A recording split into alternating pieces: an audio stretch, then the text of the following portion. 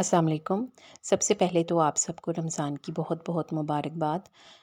कैसे हैं आप सब? उम्मीद है कि सब खैरियत से होंगे। आज की इस छोटी सी वीडियो में इफ़्तार से मुतल्लिक़ आपके साथ टिप्स शेयर करूँगी पकोड़ों के लिए। कुछ लोगों को पकोड़े खाने से बादीपन महसूस होता है या फिर बदहज़मी हो जाती है। तो ऐसे में पकोड़े बनाते हुए अगर बेसन में थोड़ा सा लहसुन भी पीस कर डाल दें तो इससे एक तो ये कि जायका भी अच्छा हो जाएगा और बदहज़मी या फिर बादीपन भी नहीं होगा। समोसों के लिए ज़्यादातर लोग समोसे इकट्ठे बनाकर फ्रीज़ कर लेते हैं, लेकिन फ्रीज़र में अक्सर ये होता है कि कूलिंग अगर कम हो जाए या लाइट वगैरह चली जाए तो इससे समोसे एक दूसरे के साथ चिपक जाते हैं, जिससे इनको फ्राई करना मुश्किल हो जाता है। अगर उनको अलहदा करने की कोशिश करते हैं तो वो टूट जाते हैं।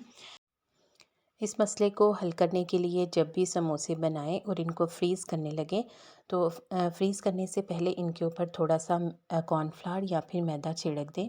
आपके पास जो भी मैसर हो आप इसका इस्तेमाल कर सकते हैं, या फिर इसके अलावा आप जो है वो बेसन भी छिड़क के रख सकते हैं। इससे एक फ़ायदा ये होगा कि ये चिपकेंगे भी नहीं और दूसरा ये कि ये खस्ता भी बनेंगे। अफ्तारी खजूरों के बगैर नामुकम्मल होती है। खजूरों को अगर मुनफरिद अंदाज से पेश करें तो इससे रोज़ेदार का भी दिल खुश हो जाएगा। खजूरों को काट लें और इसमें से गुठलियाँ निकाल लें। अब हर खजूर के अंदर एक एक बादाम भर दें, या फिर खजूरों की गुठलियाँ निकाल कर आप इसमें क्रीम की भी फिलिंग कर सकते हैं।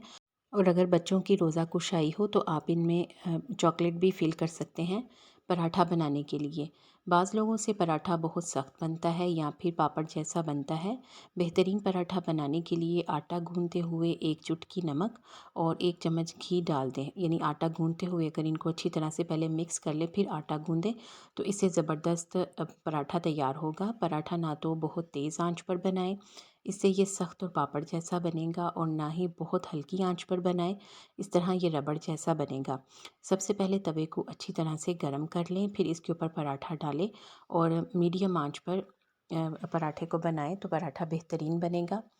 फ्रूट चाट बनाने के लिए अक्सर ऐसा होता है कि फ्रूट चाट पर डालने के लिए घर में माल्टा या फिर खटियाँ वगैरह मौजूद नहीं होती, तो इस मकसद के लिए किसी भी फ्रूट का जूस इस्तेमाल किया जा सकता है।